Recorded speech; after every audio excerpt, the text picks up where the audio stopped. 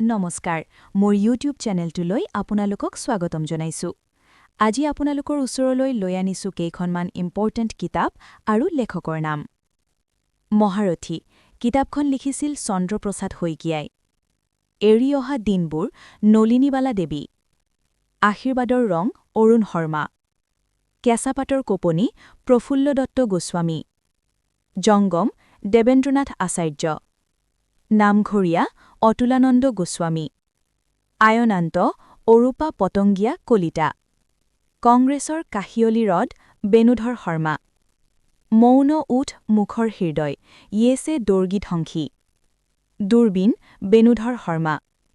গংগা চিলনীৰ পাখি লক্ষীনন্দন বৰা। ৰংমিলিৰ হাঁহি ৰংবং টেৰাং।